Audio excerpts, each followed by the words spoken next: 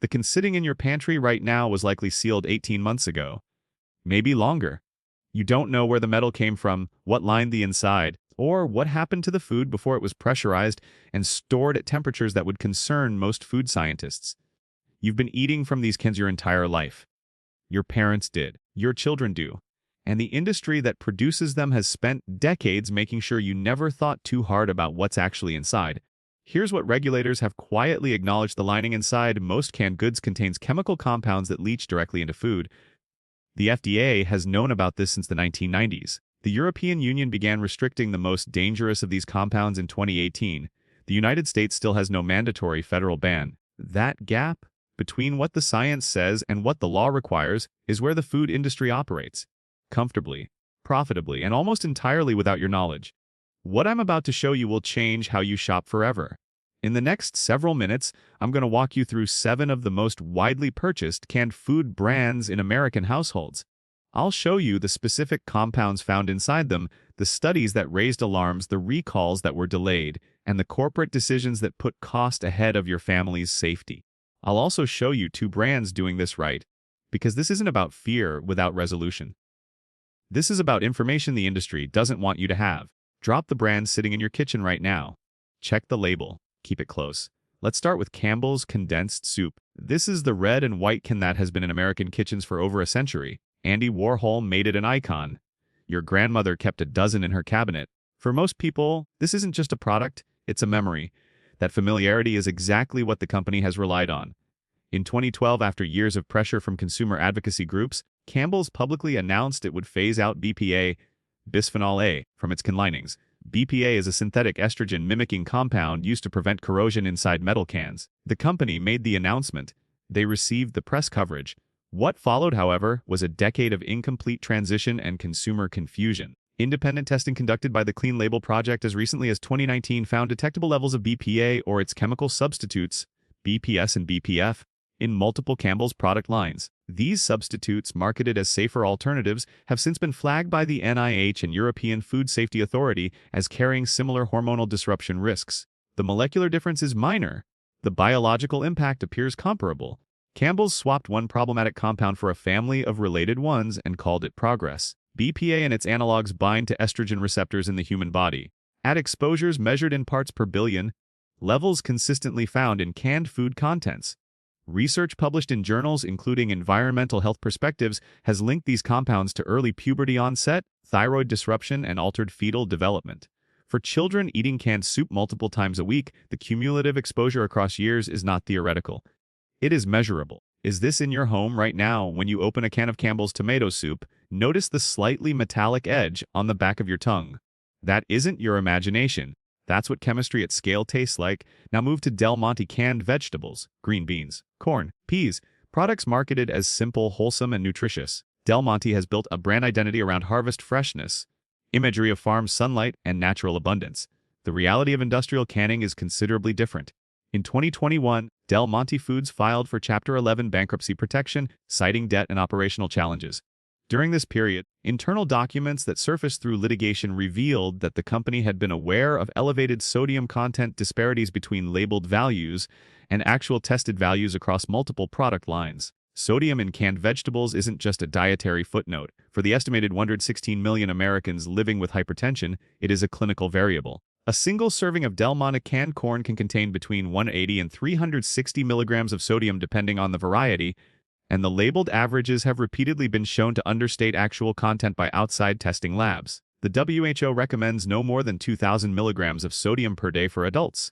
For heart patients and seniors consuming multiple servings of canned vegetables daily, the arithmetic is dangerous. Beyond Del Monte's processing methods involve high-temperature sterilization that degrades heat-sensitive vitamins, particularly vitamin C and folate, by 40 to 80% depending on the product and process duration. You are paying for nutrition that has been largely destroyed by the time the can is sealed. What remains is caloric content in a solution of salt and water, wrapped in a metal container whose interior chemistry you cannot inspect. Would you risk this for your elderly parent eating canned vegetables every day? Next, Hormel. Specifically, Hormel Spam and its broader shelf-stable meat product line. Hormel is a 130-year-old company. Spam sustained American soldiers during World War II. It feeds millions across Southeast Asia and the Pacific Islands today. Its legacy is real. But legacy does not equal safety. Hormel products have faced repeated scrutiny for sodium nitrite content, a preservative used to inhibit bacterial growth and maintain the pink color of processed meats. The International Agency for Research on Cancer, a division of the WHO, classified processed meats as Group 1 carcinogens in 2015. That is the same classification as tobacco and asbestos. Group 1 does not mean occasional consumption causes cancer. It means the evidence linking consumption to cancer, specifically colorectal cancer, is sufficient and consistent across multiple study populations. A single 56-gram serving of spam contains approximately 170 milligrams of sodium nitrite adjacent compounds. Regular consumers of Hormel's processed canned meats are receiving consistent, measurable exposure to compounds that the global scientific consensus has flagged unambiguously. In 2020, a class action lawsuit was filed against Hormel alleging misleading labeling on products marketed as natural despite containing synthetic preservatives. The case was settled. No public product reformulation followed. When you open a can of spam, the gelatinous layer that forms around the meat block as it cools is coagulated protein and fat runoff from high-temperature processing. It has no nutritional function. It is a byproduct. You eat it because you don't know it shouldn't be there. They knew what was in the can. They knew what the science said. They chose the shelf life. Have you noticed how rarely these companies reference independent lab testing in their marketing? Moving forward, Progresso Soups, owned by General Mills. Progresso built its reputation on Italian-American authenticity, chunky vegetables, rich broths, restaurant-style quality. General Mills acquired the brand and immediately began what internal documents described as cost optimization, an industry term for ingredient substitution and volume reduction. Between 2009 and 2016, Progresso reduced the average solid content in several flagship soup lines while maintaining packaging size. Independent consumer testing documented this reduction. The brand's response was silence. More critically, Progresso soups consistently test among the highest in the category for BPA can lining residue, according to data compiled by the Environmental Working Group. Their chicken noodle and lentil varieties showed detectable BPA migration into food contents at levels the EU would consider grounds for reformulation review. The FDA's current threshold for action is set at 50 micrograms per kilogram of body weight per day, a figure that many toxicologists argue was established using industry-adjacent data rather than independent clinical research. The EU equivalent threshold is significantly lower. That regulatory divergence is not accidental. It reflects decades of lobbying. For pregnant women, who are among the heaviest consumers of ready-to-eat soups due to convenience and nausea, BPA exposure during the first trimester has been associated in peer-reviewed literature with altered fetal brain development. This is not a fringe concern. This is published science. Did you trust this brand to now Goya Foods? Goya is the largest Hispanic-owned food company in the United States. Its beans, tomatoes, and coconut milk are staples across Latin American, Caribbean, and immigrant communities. The brand carries cultural weight that few others can claim. That cultural authority has also shielded it from the scrutiny it deserves. In 2023, consumer advocacy organizations flagged Goya's canned bean products for lead content detected in independent testing, trace levels but present. Lead has no safe level of exposure. The CDC updated its guidance in 2021 to state that there is no confirmed safe blood lead level in children. Lead in canned goods typically originates from soldering irregularities in the consumes or from agricultural soil contamination in source ingredients. Goya sources from multiple countries with varying agricultural oversight standards. Their supply chain traceability documentation, assessed by third-party auditors, has received below-average scores in transparency metrics maintained by the Consumer Brands Association. Communities that rely on Goya as an affordable, accessible staple, lower-income households, immigrant families, seniors on fixed incomes, are often the least equipped to access alternative products. The vulnerability of the consumer base is not incidental. It is part of the market calculation. Look at what this means for children in households where Goya is served 4 or 5 times per week. Next, Hunt's tomato products owned by Conagra Brands.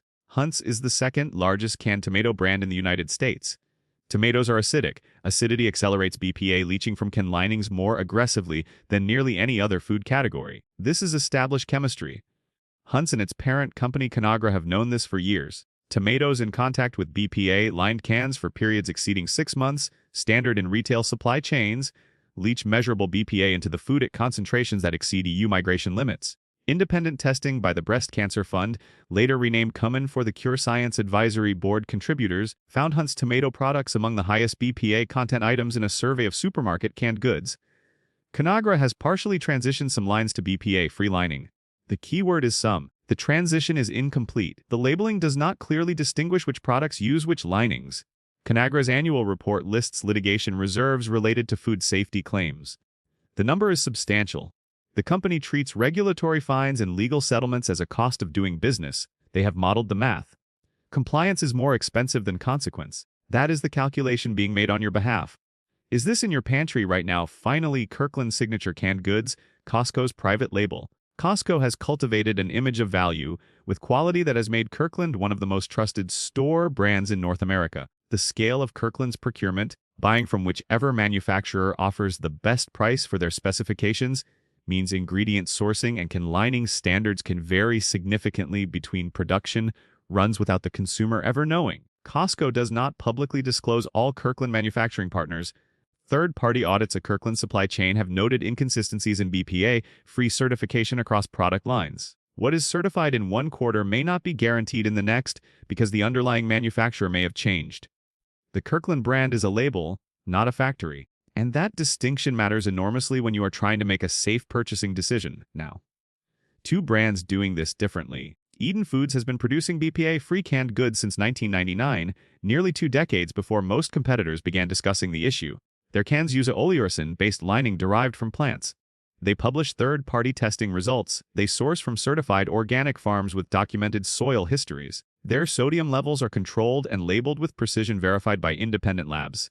Eden Foods is not a perfect company. But on the specific question of conlining safety and supply chain transparency, they have demonstrated that the industry's excuses are choices, not constraints. 365 by Whole Foods Market, specifically their canned legume and vegetable lines, has maintained certified BPA-free lining standards across their entire canned inventory since 2013. Their supplier documentation is available to institutional buyers and has been reviewed positively by the Environmental Working Group. Their products are accessible in most major metropolitan areas and available through Amazon Fresh delivery networks. Cost is higher than conventional brands. The premium reflects what real compliance with safety standards actually costs. These brands prove the industry could do better. They just choose not to. Here is what you do now. Go to your pantry, pull out every can, check the label for BPA-free certification, and understand that even that claim requires verification because labeling standards for BPA-free are not federally standardized. Look at the country of origin for the food content. Look at sodium levels against your household's actual health profile. If you have children under 12, pregnant women, or adults with cardiovascular conditions in your household, prioritize transitioning away from the brands named in this investigation first. You don't have to change everything tonight, but you cannot unknow what you now know. The industry has spent considerable resources ensuring you never ask these questions. Regulatory agencies have moved slowly, partially, and with industry input shaping the pace of reform. The research exists, the evidence is documented. The gap between what is legal and what is safe is real, measurable, and being exploited at scale. Read labels. Demand transparency. Choose accordingly. You now know the truth. What you do next is on you.